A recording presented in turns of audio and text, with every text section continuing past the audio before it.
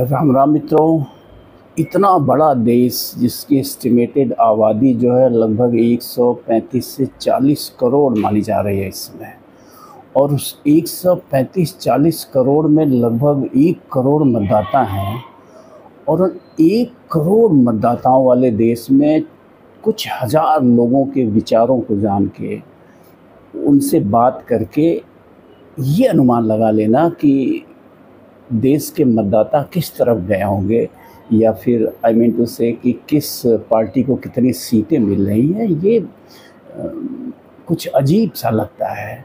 ठीक है, एक अनुमान लगाया जा सकता है, एक सेंटिमेंट का अंदाज़ा लगाया जा सकता है, लेकिन अगर पिछले कुछ चुनाव की फहरिस्त देखी जाए एग्ज़िट पोल्स की, तो एग्ज़िट पोल सफल भी रहे हैं और सेम टाइम पूरी तरह से विफल भी रहे हैं। एकदम उनके उलट अंतिम परिणाम आया है। तो मेरा कहने का तात्पर्य है कि 2024 का चुनाव संपन्न हो चुका है।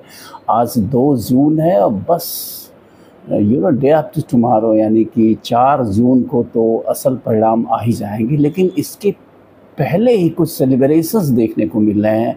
जिस ढंग से 2024 के आंकड़ों को एग्जिट पोल्स ने प्रस्तुत किया है, लगभग सारे जो प्रमुख एग्जिट पोल्स हैं वो एनडीए को बढ़त में दिखा रहे हैं। बढ़त ही नहीं बल्कि पिछले चुनाव 2019 के चुनाव का रिकॉर्ड तोड़ते हुए एनडीए दिख रही है।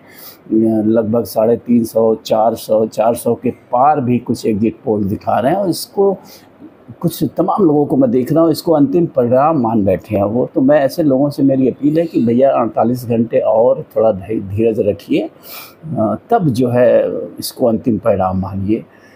ठीक है, एग्जिट पोल के अनुमान जो है पिछले 2 चुनावों को अगर देखा जाए कि ये 2019 में और 2014 में, तो एग्जिट पोल्स के अनुमान काफ़ी हद तक सही हुए थे, या आप कह सकते हैं कि एग्जिट पोल्स ने जो अनुमान लगाए थे 2014 में और 2019 में, लगभग उसी के आसपास जो है रिजल्ट्स अंतिम परिणाम आए थे। लेकिन अगर ज़रा सा पीछे आप जाइए, आप 2000 कह सकते हैं कि 4 में जाइए और फिर जो है 2009 में जाइए, तो एग्जिट पोल के परिणाम लगभग उलट गए थे। इतने उलट गए थे जिससे कि सरकार ही उलट गई थी।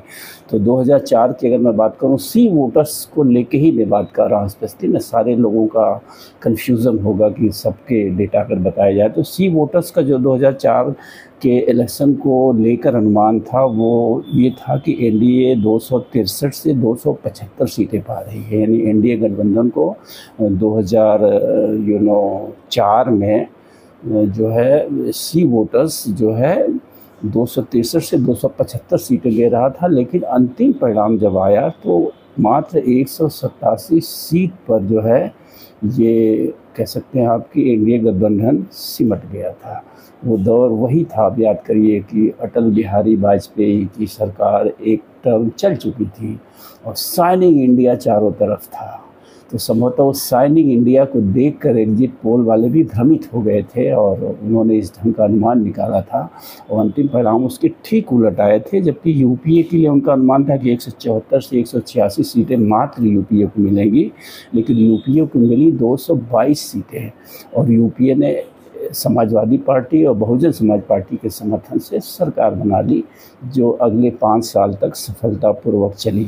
ठीक इसी तरह से 2009 के आंकड़े आप देखिए, जब आडवाणी जी के नेतृत्व में एनडीए गठबंधन चुनाव लड़ रहा था, तो 2009 में भी यूपीए को जो है मात्र 199 सीटें आंकी गई थी और एनडीए गठबंधन के 197, यानी कड़ा मुकाबला इन एग्जिट पोल्स के हिसाब से 2009 के चुनाव में एनडीए और यूपीए गठबंधन में कड़ा मुकाबला था। यानी लगभग बराबर सीटों का अनुमान लगभग सभी एग्जिट पोल ने लगाया था। लेकिन अंतिम परिणाम जब आया तो पासा पलट गया।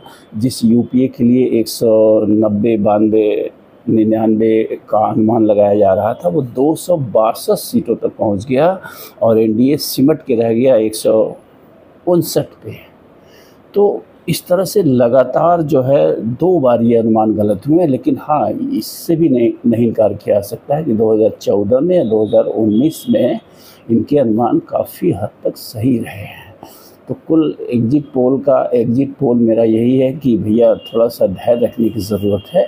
ये अनुमान सही भी हो सकते हैं, गलत भी हो सकते हैं। अगर 4 चुनाव का लेखा जोखा जो मैंने प्रस्तुत किया आपको, तो 50-50 रेशियो रहा है, यानी आधी बार ये एग्जिट पोल विफल रहे हैं और आधे बार ये एग्जिट पोल सफल रहे हैं।